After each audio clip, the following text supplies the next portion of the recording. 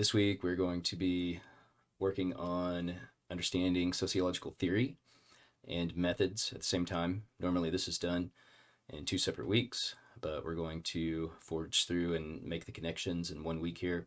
Essentially, theory is a way for us to operationalize very abstract concepts in life. And what that means is taking constructs or symbols like words, racism, crime, justice, class, gender, poverty, and finding a way to measure those. So operationalize means pull those out of just the imaginary realm, as we talked about for language last week, and assigning them numbers. This could also take the form of extracting this information with interviews and focus groups. So it doesn't always have to do with numbers, but it often does. But either way, you have to have some concrete way of measuring or extracting something from the social world so you can analyze it. So the theory provides us the structured framework for which we hang both our analyses and our interpretation of the results on. If we go to this theory handout that I uploaded for you to help streamline your learning speed about sociological theory, we can see that each theory has a set of tenets, and these are our keys to unlocking how to measure a certain theory. Because if you can't quantitatively measure a theory, what good is it? If you can't put it in a statistical model, then it's kind of useless. Or if you can't at least conceptually pull it out and explain it in logical terms, then it's not really useful. And so for functionalism, its tenets are stability. According to functionalism, basically all of these social institutions exist to provide stability for society through norms, values, and sanctions, and that everything works in harmony together, and that things keep evolving, and that this exists because of a natural balance or value and consensus. And this is kind of like a complex systems theory. Essentially, Durkheim created this. I also put some visuals here. So if you wanted to test this theory, you could find a way to measure different relationships between family and law, or politics, religion, or all of these social institutions, and something else like communities. And this is what allows you to conceptualize that. So you define it, figure out a way to measure it, or interview people about it, or somehow pull it basically out of our imaginary constructs and language, and so on and so forth. And this is how we turn theory into actual measurement. Now, there are also weaknesses to theories. Of course, is everything about value and consensus? Does everyone agree on the law? Does everyone agree on politics? No. So this is just kind of one perspective of society. And again, these are just foundational older theories. It's much like when you take a intro to psych course, you'll talk about the id, the ego, the superego, Freud, and all that stuff. No one really practices that anymore, but it's just a fundamental way of that helps you look at the world in a different way that you probably haven't been exposed to before.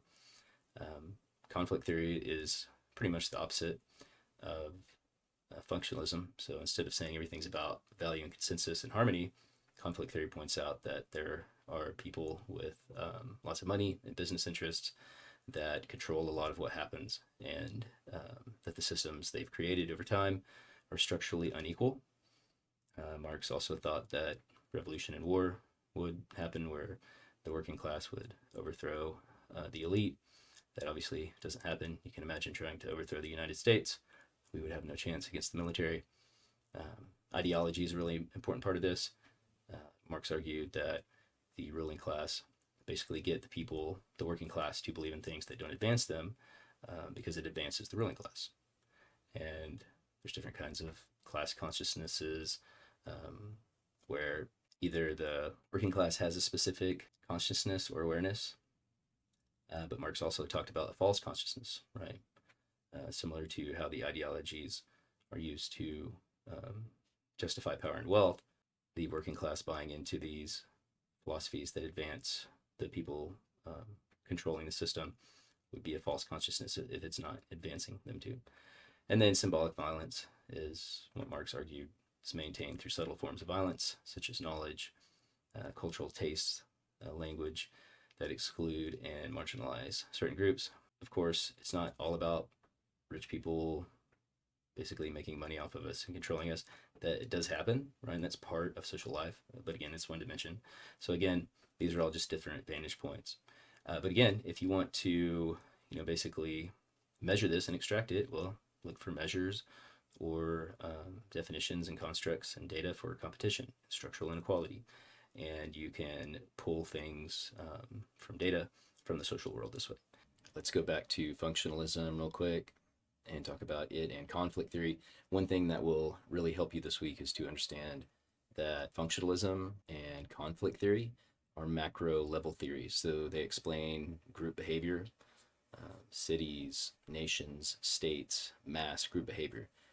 They don't explain conflict between you and another person. That would be micro level or individual level. Same thing for functionalism. Both of these can affect you, but they don't exactly explain individual level phenomena. But one of the main theories we do cover that is individual is symbolic interactionism. If you think about the money that we talked about last week, even though constructs and imaginary orders are these very broad things, humans still assign meanings to things and we act based on those meanings, and our behavior is guided based on those meanings. Different roles, different labels, different definitions of the situation. Everyone knows what they're supposed to do when they go to church. Everyone knows what they're supposed to do when they go to school, how they're supposed to act. You talk very differently in front of your friends than you do people at work. And this is all done through interaction. And over time, we interpret these meanings, they're changed. And we also construct our identity by learning all of the symbols of the world around us and the symbols of who we are.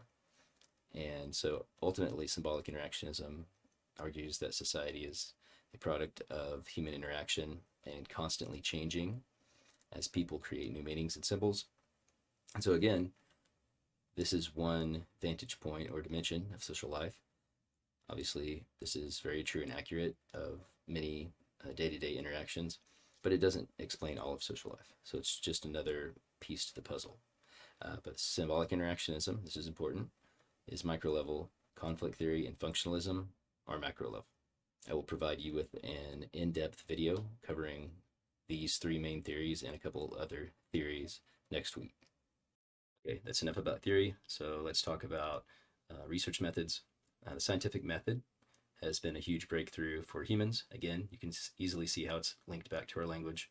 This looks like a nice circle, but it's really nonlinear in terms of you might be conducting literature reviews at all of these stages and forming hypotheses, and those may be changing at all stages. But anyways, this is just a simple model for you to understand. Going out and conducting research or literature reviews, many of you have probably done that in courses, forming hypotheses, choosing a research method, actually collecting the data, actually doing the method, analyzing it, which you also have to interpret the findings, which, like I said, that goes back to theory, and then disseminating them. We tend to think about research methods in a dichotomy, binary, kind of like humans like to do. Quantitative, which is numbers, and qualitative, which is words. And so quantitative studies use different types of statistical analyses, as I talked about, coding things with numbers and then measuring them that way. Qualitative is generally focus groups or interviews discussing things. You can still analyze those quantitatively, but by nature, you're usually collecting words or transcribing words or interviews. So really what we're trying to do is understand correlation versus causation. The example that I always like to give is every summer, ice cream sales go up and so do murder rates. So those are correlated. They both go up at the same time.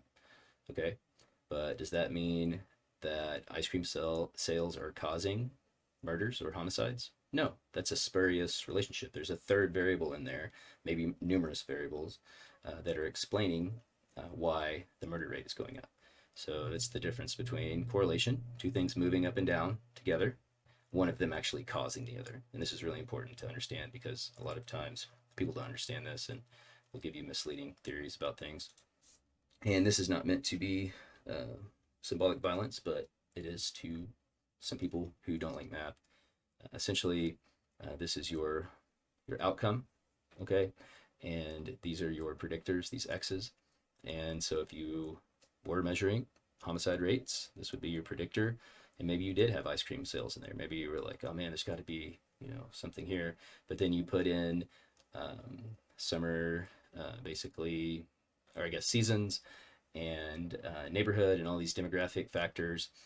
And then all of a sudden you would see that the relationship between ice cream sales and predicting homicides would go away because it's really about the time of year. It's about demographics. It's about all of these other things that would predict that. And so you guys may recognize this if you just kind of cover these other coefficients up over here. This is just y equals mx plus b. So this is a chance to use your high school algebra. And yeah, so there's a bunch of different ways to study social life quantitatively. If you want to pause it here, you can kind of look this stuff up and learn it if you want to. But not everything is linear. So instead of just predicting like certain rates or numeric increases, it may just be a choice. Did you vote? Yes or no? Did this happen? Yes or no? Was a crime committed? Yes or no? There's different estimators. Again, this function over here, you're just predicting. This just changes how the algorithm or the equation predicts the outcome, yes or no. This is another way to look at this nonlinear model, but this is 4 choices. So maybe it's not a whole host of an endless number that can happen. Maybe it's a Likert scale, somewhat likely, likely, very likely, super likely. You guys have seen those before on surveys. And so depending on the question you're asking will determine the actual estimator you use. And this is just the estimator. There's a bunch of different ways to do it. You don't actually have to know this math to do this. You just have to know that this estimates the basically a 5-choice question. And there's different ways to visualize things. And so if you put all of these variables, so you have variable x, variable y, variable z, you can put them in this 3-dimensional subspace. And that's kind of what this statistical software does. But then you can bring it out and visualize it. And again, just different estimators here, looking at different data, different non-linear relationships. And this is the probability of something happening.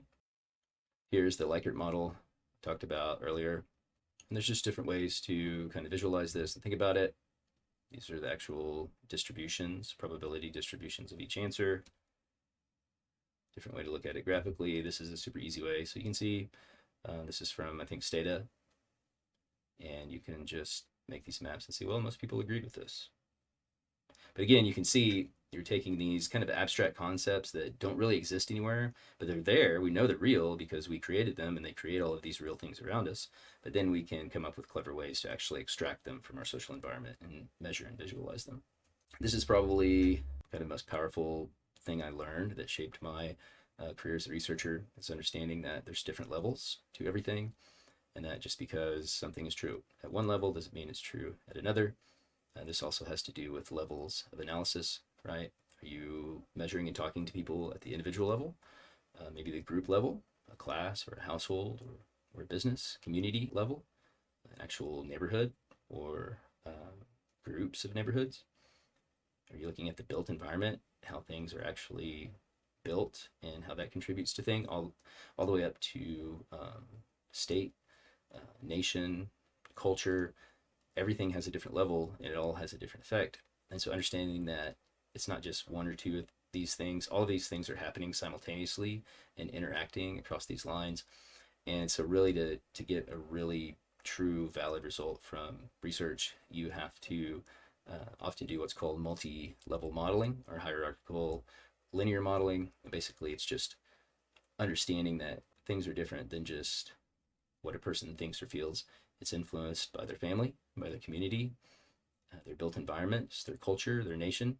And you guys can understand this. People here grow up and they think and believe and act very differently than they do in other countries. Now, there are lots of similarities because we're all human animals, but there are also a lot of differences depending on the agents of socialization, what we're told about reality and other countries and other people. And depending on where you live, it can vary a lot. Okay, so I'm going to put those slides in here as well as just the normal weekly slides. Here are the learning objectives for this week. This is the content. You're required to listen to the audio overview. It provides a very comprehensive, easy to understand way of engaging with the material very quickly. And so listen to this, then you can choose one video source from here and one video source from here. If you are a researcher and want to go out and research things, I'm open to you finding other videos that maybe apply to your specific domain or profession. For example, a lot of you are in medicine. So if you wanted to find a sociology of medicine or sociology of nursing, or whatever video that pertains to basically theory and research methods, that's fine. I want to empower you to do that, not limit you. All right, simple directions: download and review this week's journal, listen to the audio overview, make your notes, go through it. We'll go through that in just a second. And then choose your other two sources, read and watch them and make notes in your journal, and then use your journal notes to design your video. So the exact same thing we did last week, you're just gonna have two extra sources. I do want you to watch this because next week you will be assessing yourself. It won't just be me assessing you. This is a valuable skill to learn as it's outlined in the video. But let's go ahead and take a look at the journal. Here's this week's journal. Overall instructions are pretty much the same. This can be a living document of semi-structured or unstructured data that you can use for your own purposes later to come back and make your video, work on your final project, or to use AI if you want to. Again, you're not required to. Part A, processing core concepts based on the audio overview and your chosen sources. Just going to define sociology. We're just going to cover the basics here. Pick one theory to go ahead and dig into, write the theory down, write the core tenets. You can even use my theory handout if you want to, and then look at the level of analysis. Is it macro or micro? So again, as I mentioned in the method section, there are multiple levels, but just starting out, we just want you to understand macro and micro. Section 2, look at sociological research. What are these research approaches? Just pick one method. Again, if you want to maybe think about studying something in your own field or career, think about how you would do that and write down the name, the description of the method, strengths and weaknesses of the method, and then move on to section 3. Then you're going to link these things. And again, I attempted to kind of make this link for you already. You have to have some kind of theory of what's going on. If your theory is that right now that ice cream sales are basically causing homicides, you're going to be laughed at. And when you get your results, you're going to have a completely invalid theory to interpret your results with. So make sure that you understand that it has to be like a very valid, measurable type of thing.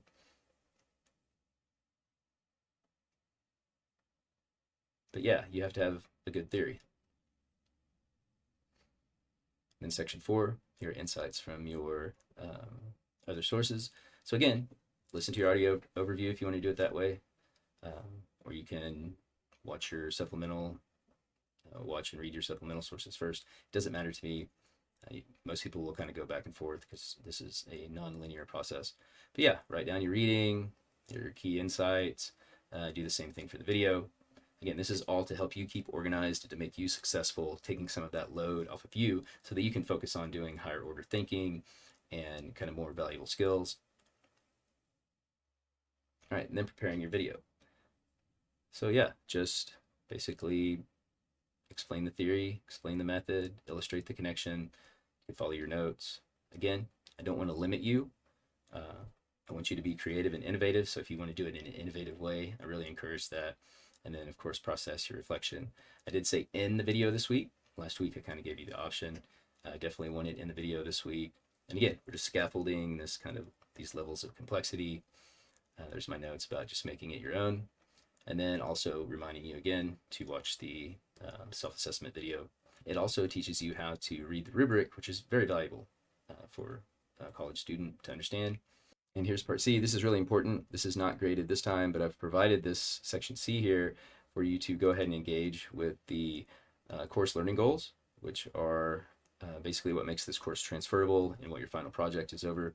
And I want you to go ahead and basically think about what these are. And if you were to just task yourself with, oh my gosh, I have to learn this stuff before I leave. If it was just up to you, how you would think about those things, your final project is going to be over these, and I want you to basically analyze each of them, write them down, think about how they relate to both theory and methods, and I will scaffold this each time to basically bring in different concepts, and you will just come back to this to do your final project in the end.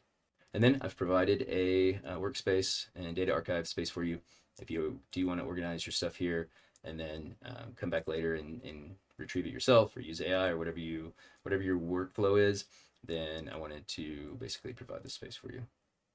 All right, if you have any questions along the way, let me know.